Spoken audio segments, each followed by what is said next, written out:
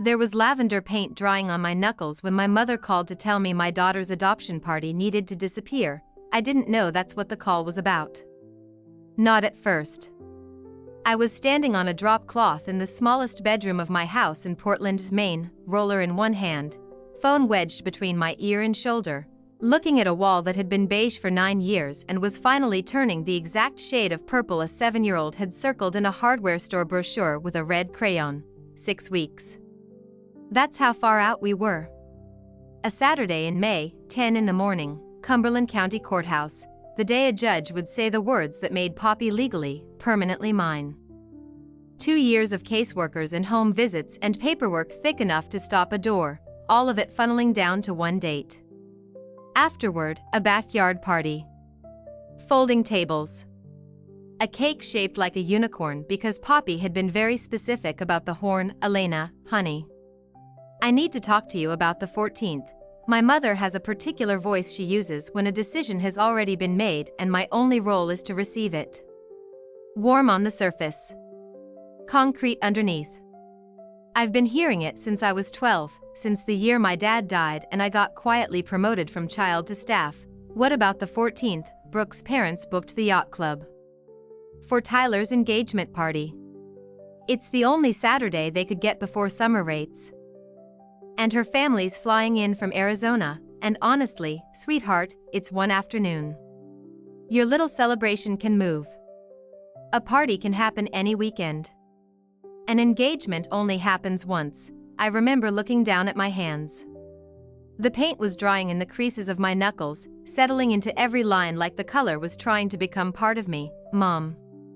The party is after the hearing. The hearing is the 14th. That date came from a judge, not from me. Well, the party part, then. Just push the party. Nobody expects you to reschedule a courthouse. Elena, don't be dramatic. But you can't ask the whole family to choose between a barbecue and Tyler's engagement. A barbecue. 2 years of my life. Compressed into a word you'd use for burgers. Here's what you need to understand about my family, because I didn't fully understand it myself yet. I'm the one who works nights in a pediatric ICU and still hosted every Christmas. I'm the one who drove my stepfather Rick to his knee surgery, who co-signed the loan on Tyler's truck when his credit cratered after his startup folded 18 months ago, who covers things quietly because asking me had stopped being asking a long time ago. It had become scheduling, and I'm the one who, when my grandmother Ruth died 2 years back, was told to be patient. Ruth left me her lake cottage, the one with the loons and the crooked dock where she taught me to gut a fish and mind my own business. Left a college fund for Elena's someday kid, because Ruth knew about Poppy before Poppy existed. My mother was executor. Every time I asked, same answer, same sigh. It's still in probate, honey. These things take time, 2 years. I'm a nurse, not a lawyer. I believed her. Poppy came home from school while my mother was still explaining the yacht club's cancellation policy. I watched through the doorway as she dropped her backpack, kicked off her sneakers, and stood herself against the doorframe where we penciled her height every month. She marked the spot with her finger and held it there, waiting for me, because that was our ritual and rituals were how she'd learned to believe in staying. That doorframe wasn't even legally hers yet. 6 more weeks, Elena? Are you listening? I'll tell everyone the party's moved to June. It's simpler if it comes from me, and I heard myself say a word I don't think I'd ever said to my mother in 34 years. Not softened, not patted, not followed by an apology or a compromise or a plan to fix her problem for her. No, the silence on that line was so complete I checked the screen to see if the call had dropped. It hadn't. She was still there.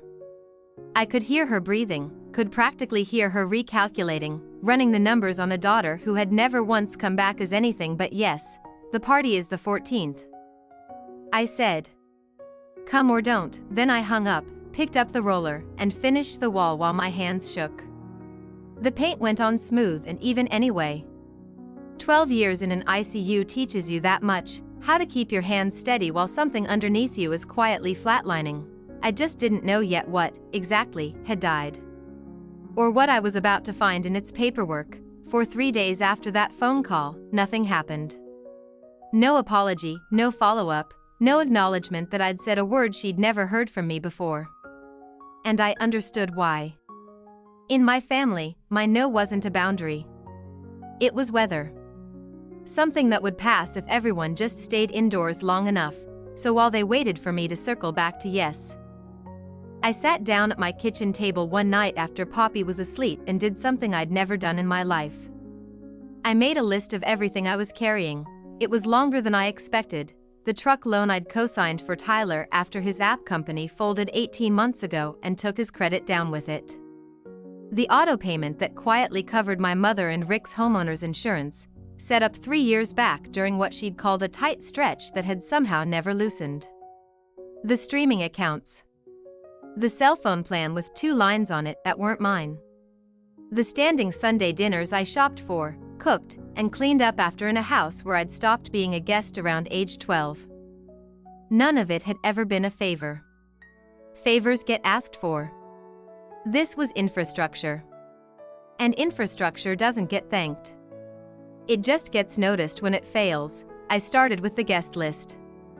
The courthouse only allowed a handful of people anyway, and the backyard party list had 60 names on it. I opened the document and I took my family off of it. My mother. Rick. Tyler. The cousins who only called when they needed a nurse's opinion on a rash. What was left was smaller and truer. Sam from the unit. 2 of Poppy's caseworkers who'd fought for her longer than some of her blood relatives ever fought for anything. My neighbor who'd taught Poppy to ride a bike in our shared driveway. Aunt June. Then I called the bank about the truck loan, and learned Tyler could refinance in his own name now, if he wanted the truck badly enough to pay for it himself. I sent the paperwork to start that process. I canceled the insurance auto payment with a single tap, and I stood there in my dark kitchen at 11 at night, watching the confirmation screen glow, payment schedule canceled, feeling something I want to be honest about. Not triumph. Vertigo. Like stepping off a treadmill you've been running on so long that solid ground feels wrong. I sent one text to the family thread. No paragraphs, no history, no case file of grievances. Just, the celebration on the 14th is invitation only this year. I've also finalized some financial changes. The bank will be in touch where it applies to you. Wishing Tyler and Brooke a beautiful engagement. Then I put the phone in a drawer and went to bed. The response arrived the way it always does in my family, sideways. My mother didn't call me. She called her sister, her cousins, 2 of my old friends from high school, anyone whose sympathy she could recruit. The story, as it filtered back to me, was that I was going through something. That the adoption stress had made me irrational. Tyler texted me directly, and his message told me everything about how he'd been raised inside her weather system. Whatever's going on with you and Mom. Can you please not make it a thing before the engagement? Brooke's parents are already stressed. Not are you okay? Not what happened. Just a request to keep my inconvenient feelings out of frame for the photos. Sam started screening my phone during shifts, the way you'd cover a coworker's patients so they could breathe.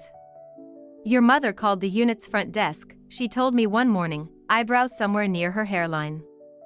Asked if you were emotionally fit to be working with children right now. She said it like a joke, but neither of us laughed, because we both understood what it was. Reconnaissance, the one call I did take came from Aunt June. Ruth's other daughter, 71. The one who moved to Bangor decades ago and kept her distance from my mother the way you keep distance from a stove you've been burned on. She didn't lecture me and she didn't recruit me. She just said, I heard you finally stopped. A pause. Good. And then, right before hanging up, almost as an afterthought, you know, I never did like how your grandmother's estate got handled. 2 years is a long time for a simple probate, Elena. My mother's affairs were not complicated. I stood there holding the phone after she was gone, feeling that sentence sit in my chest like a splinter I couldn't quite reach. That Friday, Poppy looked up from her cereal and asked who was coming to her day. I told her the truth, gently, in 7-year-old terms. The people coming were the people who'd already shown up. She thought about it with her spoon in the air and said, "So, everybody who's real?" I had to turn toward the sink for a second before I answered. Then, on a gray Tuesday afternoon, my adoption attorney called. Marcus Hale, calm as ever, except this time there was a carefulness in his voice I'd never heard. "Elena, the Home Studies financial review came back. There's something we need to talk about. It's attached to an asset in your name, and I don't think you know it's there." Marcus Hale's office is 2 rooms above a bakery on Exchange Street, and it always smells faintly of bread. Which made what he slid across his desk the next morning feel even more wrong. Warm smell. Cold paper. "When we filed the Home Studies financial disclosures, the review pulled every asset you're connected to," he said. "That includes your interest in your grandmother's estate. You told me you were a named beneficiary, the lake cottage and an education fund for Poppy. That's what the will says. It's been in probate 2 years. My mother's the executor. These things take time." He looked at me the way you look at a patient's family right before the hard part of the conversation. "Elena, probate on an estate that size takes months, not years. And it isn't just slow. There's a lien recorded against the cottage. A loan of $180,000 secured against the property. Taken out 2 years ago." He turned the page toward me and tapped one line. "Authorized by the executor." I remember reading my mother's signature and feeling my brain do this strange, protective thing, where it offered me every innocent explanation first. Repairs. Taxes. Some estate mechanics I didn't understand. I'm not a suspicious person by nature. I was raised to be useful, not curious. Then Marcus said the date out loud. And the date did what dates do, 2 years ago. The same spring Tyler's startup, the delivery app, the one bleeding money, suddenly announced a mystery lifeline. I remembered the dinner where he told us. He'd stood up at my mother's table, glass raised, and said an angel investor had come through, somebody who believed in the vision. My mother had glowed all night. Rick had ordered champagne. 18 months later the company folded anyway, and nobody ever mentioned the angel again. The angel was a lake in interior Maine. The angel was a crooked dock and loom calls and the property my grandmother left to me and to a little girl she never got to meet. "Here's what matters most," Marcus said, and his voice got very careful. "The review can't clear an encumbered asset with an unresolved dispute attached to it. If this lien is still sitting there unexplained when the home study finalizes, they can pause the approval. Your court date could slip. Not forever. But past May 14th, very possibly." Everything in my body went quiet. Not calm. Quiet the way a monitor goes quiet. Their party had asked for one Saturday of Poppy's life. This could take the whole day itself. I didn't call my mother. I want you to understand that, because everything in my training says verify before you escalate. You don't call a code based on one reading. So I verified. I drove to Bangor on my next day off and sat at Aunt June's kitchen table, and I asked her to tell me everything she remembered about how her mother's estate had been handled. June didn't say "I told you so," though she'd earned it. She put on her reading glasses, disappeared into a back bedroom, and came out with a shoebox. Ruth's handwriting was all over it, receipts, lists, the index cards she used to plan her gardens. And one folded sheet of yellowed stationery June laid in front of me like it was made of glass. It was a note Ruth had written to June the winter before she died, back when the will was being drafted. Most of it was ordinary. But one line stopped my breathing. "The lake place goes to Elena. She's the only one who ever loved it for what it is and not what it's worth. Someday it should belong to Elena's little one. Tell the lawyer I said so, Elena's little one." Ruth died 4 months before Poppy was placed with me. She never met her. She'd still saved her a home. I cried at that table the way I hadn't cried at the funeral, because at the funeral I'd been too busy handling things. June put her hand over mine and said, "Now, what do you want to do about it?" That night, after a 12-hour shift, I spread everything across the break room table at 2 in the morning. probate filings June helped me request, the lien notice, the will, printouts of every news mention of Tyler's startup with its funding date circled. Sam found me there, looked at the paper city I'd built, and didn't ask a single question except, "What do you need?" What I needed was 30 days. Marcus drafted the letter the next afternoon. Formal, bloodless, beautiful. A demand from a beneficiary to the executor of the estate of Ruth Ellen Marsh, provide a full accounting, and clear the encumbrance on the devised property within 30 days, or the matter would be brought before the probate court, where every filing becomes public record. No accusations. No adjectives. Just the machinery of the law, aimed politely at my mother's signature. I signed it in his office above the bakery. My hands didn't shake this time. The certified letter reached her on a Thursday. Her response landed Friday morning, not to Marcus, but to my phone, a single text, the first direct words she'd sent me since I said no. There was no explanation in it. No mention of the loan, the lien, or the $180,000. Just this: I never thought I'd see the day my own daughter would tear this family apart over money. She wasn't confessing. She was reloading. My mother spent the next 2 weeks doing the thing she does best. Not defending herself against the facts. She never once mentioned the loan to anyone, but redrawing the map so that the facts sat in enemy territory.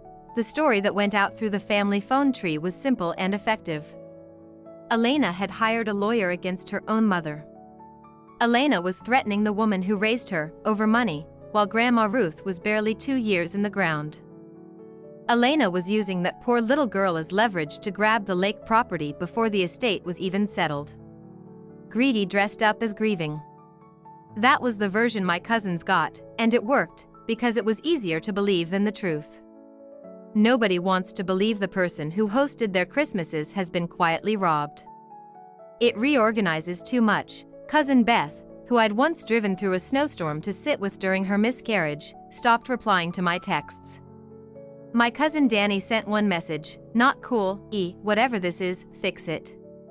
An aunt on Rick's side mailed me an actual greeting card with a Bible verse about forgiveness and nothing else written inside. Then Rick made his move. And Rick's move was the dangerous one. A letter arrived at Marcus's office from an attorney I'd never heard of, announcing that Rick Calloway was evaluating grounds to contest the validity of the will of Ruth Ellen Marsh. There were no grounds. Ruth was sharp as a filleting knife until her last week. But that wasn't the point, and Marcus didn't insult me by pretending otherwise. "A contest doesn't need to win," he said quietly. "It needs to exist. It freezes everything while it's pending. If they file, your 30 days stops mattering." The math was brutal. The home study window was closing. The mediation Marcus had pushed for was on the calendar, 10 days before the 14th. If Rick filed first, the 14th was gone. Maybe the whole placement timeline got reviewed. And a 7-year-old who'd already had 2 failed placements before me would learn that grown-ups saying forever came with an asterisk. That week, the unit was brutal too. We lost a patient. I won't say more than that, because some things aren't content, and I came off a 14-hour shift with my hands still smelling like hospital soap, sat down on the stairs between the 3rd and 4th floors, and broke. I typed the text with my thumbs shaking. The whole surrender, drafted in the blue light of a stairwell at 1 in the morning. "Mom. Drop the contest. Keep the cottage, work it out with the estate however you need to. I'll sign whatever. I just need the 14th. Please." My thumb was over the send arrow. One tap and I'd be Elena again, the one who handles it, the one who bends so nothing breaks. Sam found me there. She didn't grab the phone. She sat down on the concrete step next to me, read the screen without asking, and said, "Okay. Send it if you want. But first tell me what you'll say to Poppy when she's 18 and asks why her college fund is a story instead of a number." I deleted the text 1 letter at a time. It took longer that way. I needed it to. 2 days later, Tyler showed up on my porch. Alone, no Brooke, no rehearsed opening. He stood there holding 2 coffees like a peace treaty he wasn't sure he was authorized to sign. And he said, "Mom says you've lost it." Rick says you're after the lake place. I figured I'd ask the person everyone's talking about and nobody's talking to, so I didn't argue. I did what Marcus taught me to do. I laid the papers on the porch table and let them talk. The lien. The date.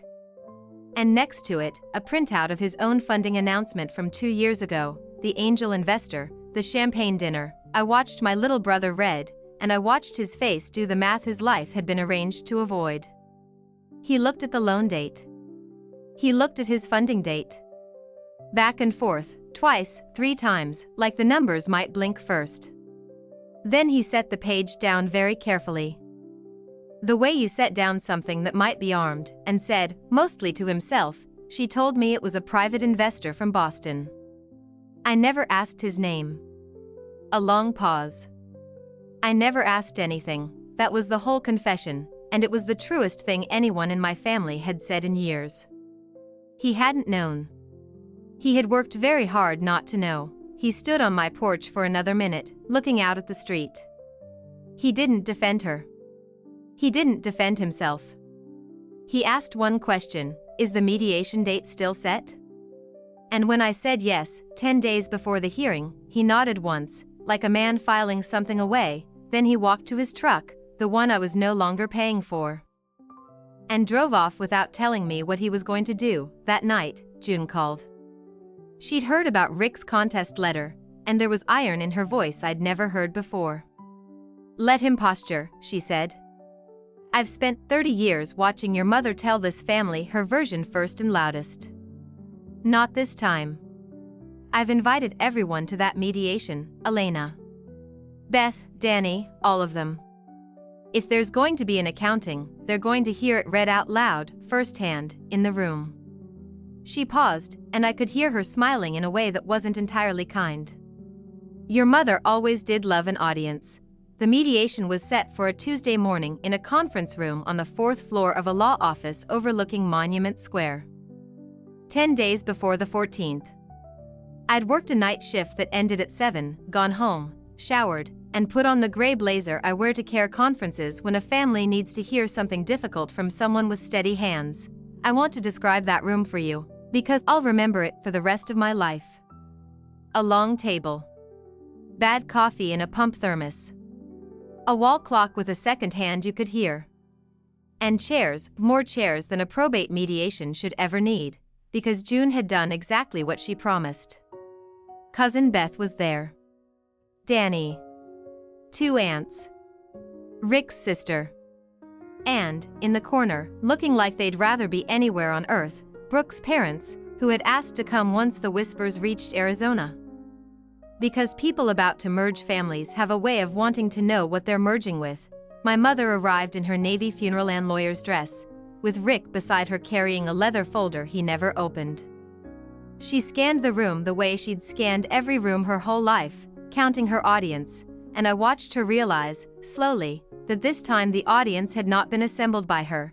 The mediator was a retired probate attorney named Carol Whitfield, silver-haired, reading glasses on a chain, the emotional temperature of a lighthouse.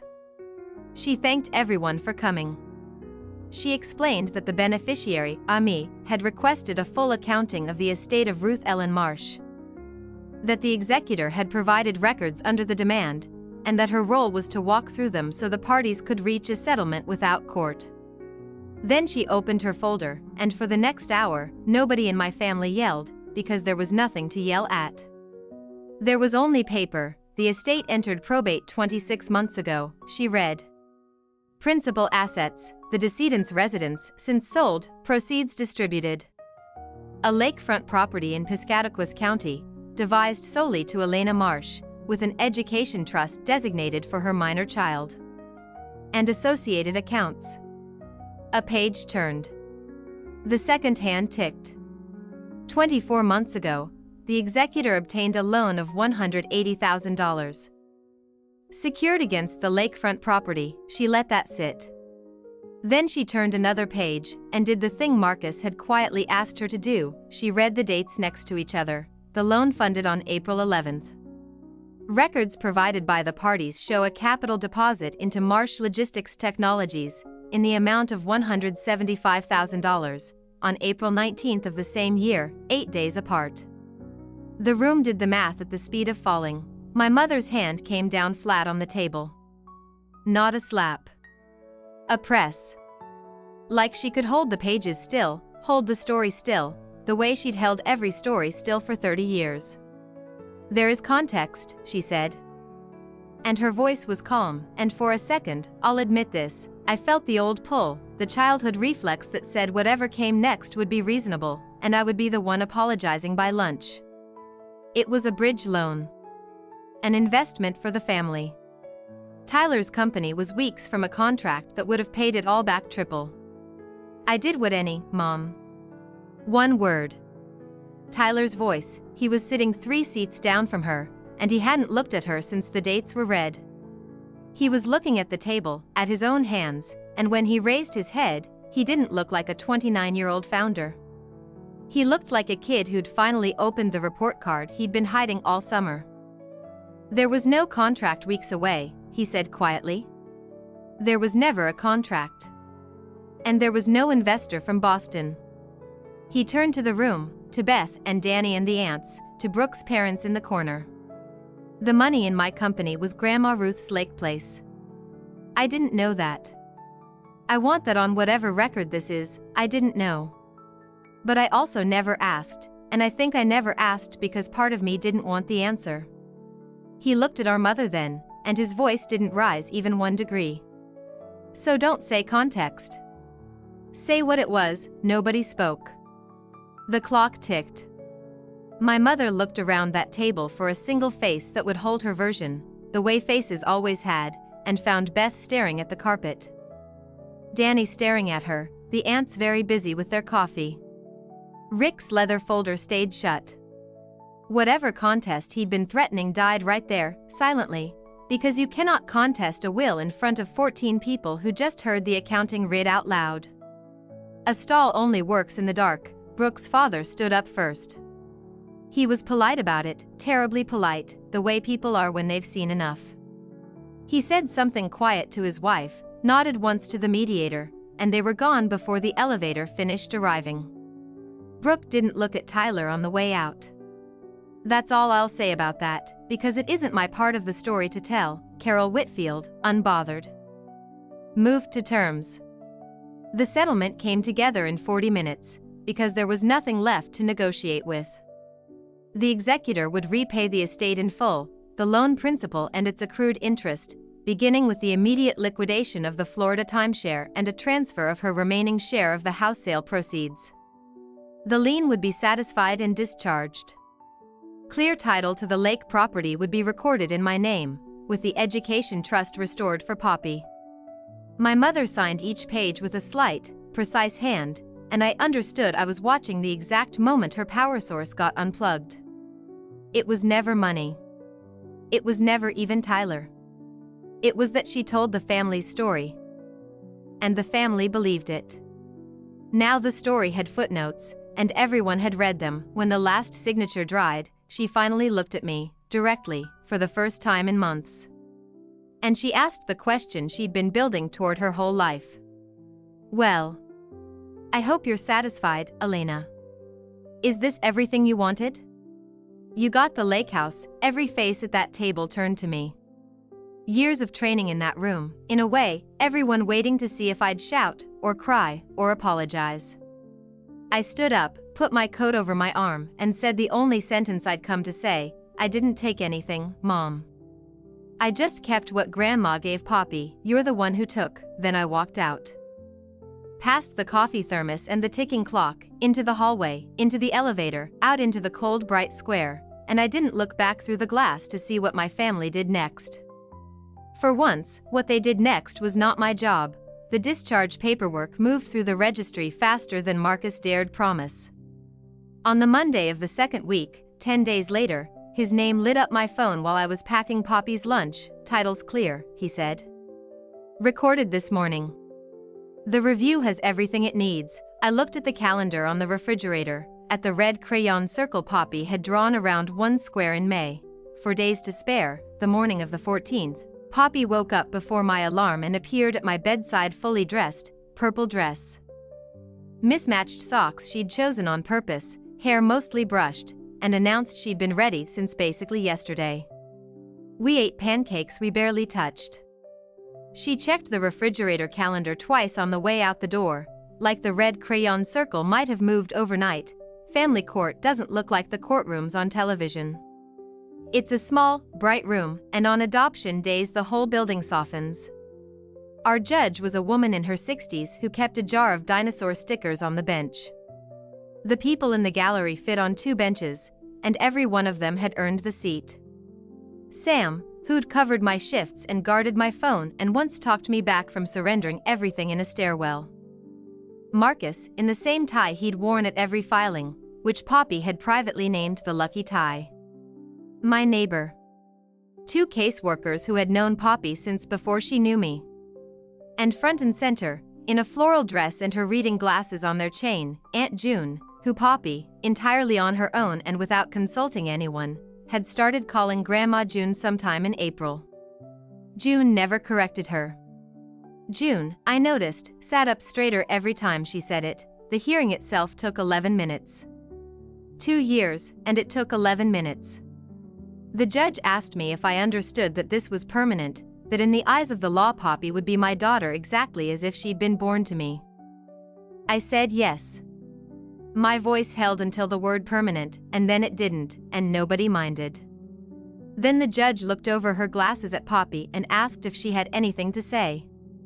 Poppy considered the question with the seriousness of a Supreme Court, and said, "Can I do the hammer?" So the judge came around the bench, and my daughter, banged the gavel hard enough to make the clerk jump, and the little room laughed. And that was the sound the whole 8 months had been for. We held the celebration at the lake. I'd spent 2 weekends getting the cottage ready, sweeping out pine needles, airing the quilts, fixing the porch step Ruth had been promising to fix since I was 9.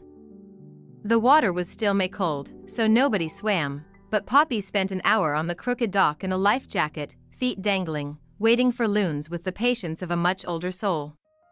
When one finally surfaced and called across the water, she turned around to make sure I'd heard it too. I had. I heard my grandmother in it, honestly. This was the porch where Ruth taught me that you don't have to earn a place you're given. It took me 25 more years to believe her. Her someday kid ate unicorn cake on that porch, and the frosting was purple, and the college fund was whole, and that's the accounting that matters. Now let me tell you about the year that followed, because consequences don't end when the credits want them to. My mother sold the timeshare within the month, as the settlement required, and the repayment came out of her half of everything until the estate was whole. She and Rick moved to a smaller place across town. Nobody exiled her, I want to be precise about that. She wasn't cast out. She was simply, for the first time in her life, not believed automatically. She'd tell a story at a family gathering and watch people glance at each other before nodding. That was the real cost, and no settlement document could have imposed it. She sends things now. A birthday card for Poppy with a careful $10 bill. A short text on Thanksgiving. Last month, a photo of a lilac bush with no comment at all. I don't block her and I don't answer quickly. She's learning what it's like to wait for someone, and I'm learning that I get to decide the pace, and neither of those lessons can be rushed. Tyler's engagement ended that summer. Quietly, no announcement, the ring returned by mail from Arizona. He didn't fight it, from what June tells me, because he understood that Brooke's family hadn't left over the money. They'd left over the not asking. He got a job, an actual job, logistics manager for a trucking outfit in Westbrook, no pitch deck, no vision. And on the 1st of every month, a check arrives in my mailbox made out to the Education Trust of Poppy Marsh. Never a note. Never his name in the memo line. The first one was for $200. They've gotten slightly bigger as the years gone on. I asked Marcus once if the settlement required Tyler to pay anything. It didn't. The settlement was Mom's debt. These checks are his. In March, he texted and asked if I'd get coffee.